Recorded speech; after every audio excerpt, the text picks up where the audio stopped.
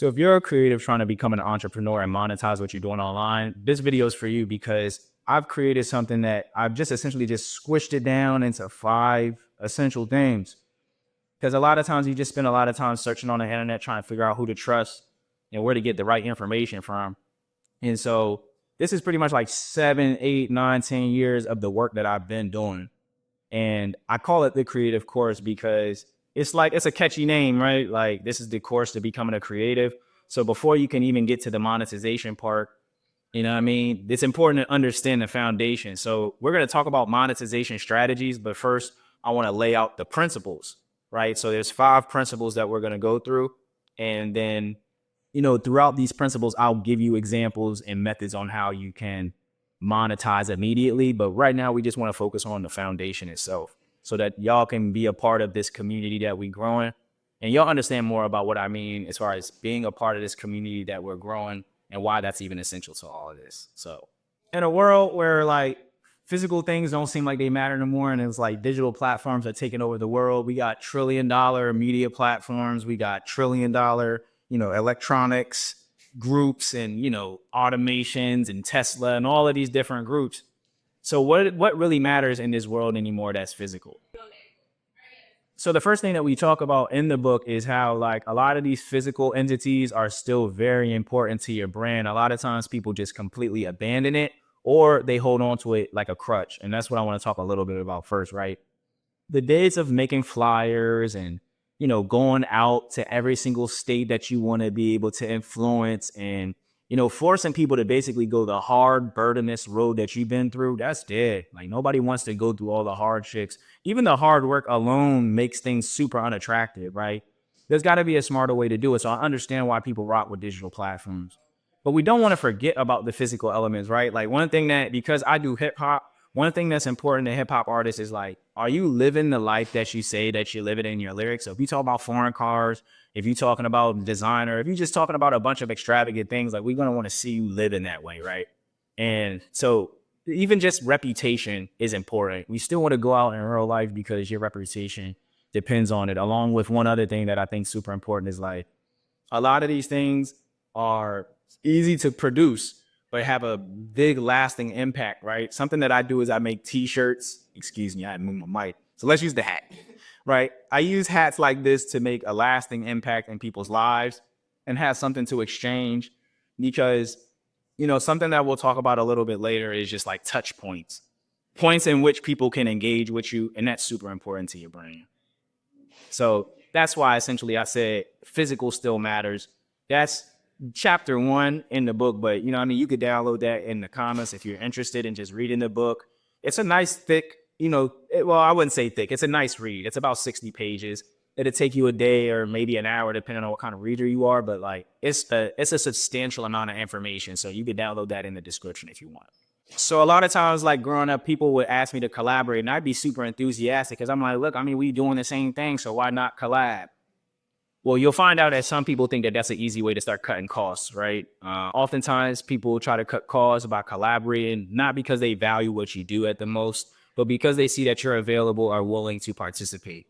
So that could be discouraging because it's like, oftentimes we think that maybe people won't work with us because they like what we do, but sometimes people want to work with us so that they can use what we do. So I wrote about that in the book about how, you want to be very, very mindful of who you collaborating with. The chapter is called Collabs Don't Cut Costs or something like that. So if you're interested in like hearing a full video about just collaborations and how to deal with collaborations, you could drop that in the comments. I got you, right?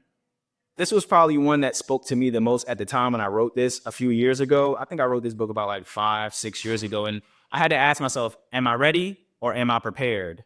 And I asked that in a very tricky way on purpose, right? I asked that in a tricky way because sometimes we want to get so overly prepared to do things, but we're never ready to ever execute on them. And then sometimes we honestly and earnestly believe we be super ready to do stuff, but then we're not prepared, right? For example, I used to be very ready to go to, shows or to throw shows. I always had the enthusiasm and the creativity, but oftentimes I lack preparation and I find myself wearing 5 hats, completely exhausted and breaking even at the end of these events that I was throwing. Even though a lot of people had gotten a lot of opportunity and great vibes out of it, I was burned out. right? And so on the other half, it's like being prepared. I've watched people, and this is something that I don't normally struggle with, but I've observed it a lot, and it's really put a damper on my ability to work with people. Is people are scared. They're very intimidated about even getting started. So people will read books, people will claim it's a money problem, people claim that it's a support problem, but a lot of times you just need to get started. And being overly prepared isn't going to help you get started. So I wrote a chapter all about just the mindset shift that got to go into being a creative.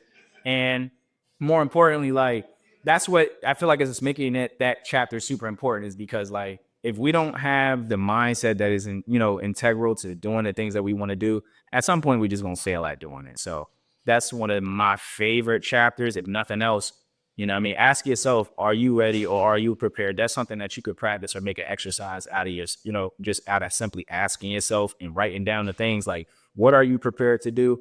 And then, like, what are you ready to do?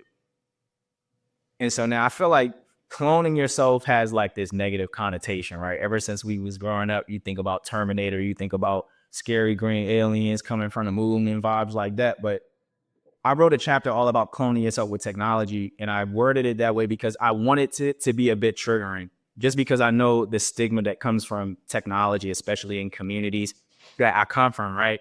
But I want to be someone that lets you know, in a trustworthy, intimate space like this, where it's like, look, you don't have the ability to be everywhere. The first time I realized I could get 100 or 200 views on a video from just sitting in my room, it evolved my mindset, because it's like, back in the day, you had to stand outside, whether it's hot, whether it's cold, and you had to engage with everybody one at a time.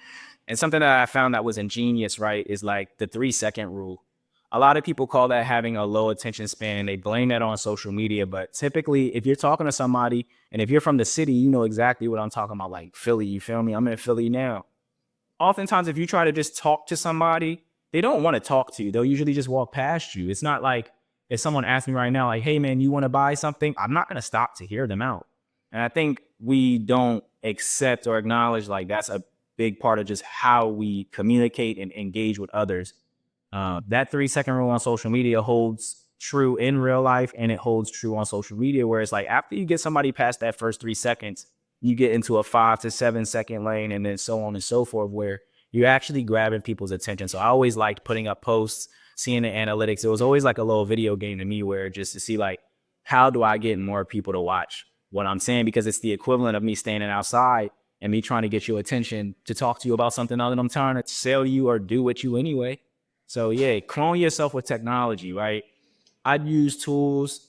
I have a Discord full of tools. I have tools that chop up my long form videos. I have tools that give me the search engine optimization. I got tools that help me create the topics for the videos and make sure that they're even important to do. So I'll put some of them tools in the description if y'all want it as well. If not, y'all could just join the Discord and ask some questions in my Discord. And I'll point you in the right directions of whatever tools you need. So all of that will be in the description, like I said before. So I know you try and get to a bag, and this is going to be like one of the worst parts, but I got to be honest with you. Doing things for free really is the fee, right? People being even willing to trust you with what they're doing says a lot. You know what I mean? And the more that you can get your brand and your work out there, the more people will trust you and then be more willing to pay you.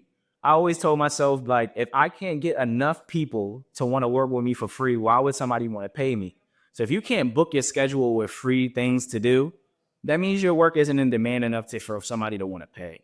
So that's just something that I want to leave y'all with today, is like, think about doing things for free, but not because it's free. That's when you can start itemizing and actually understanding what's the procedure behind how to get stuff done by you, right? What kind of transportation do you need? What kind of cameras you going to need? What kind of editing software are you going to need? There's all these questions you're going to have to ask yourself. And instead of trying to overly prepare, like I said before, or be underprepared because you think you're ready, you could easily just go on a few missions and figure out if you got the stuff that you need. So I'm going to leave y'all with that. This is just a part of what I wanted to introduce about these topics, these principles. But if you want to know more about it, just let me know in the comments and I got you. I'll make a new video about it. Or if there's something that I didn't go into detail enough about, just let me know. And I thank y'all again. Make sure y'all like, subscribe, share, do all the stuff that y'all supposed to do to help me out. Cause once we make it big, you already know what it is. What's up?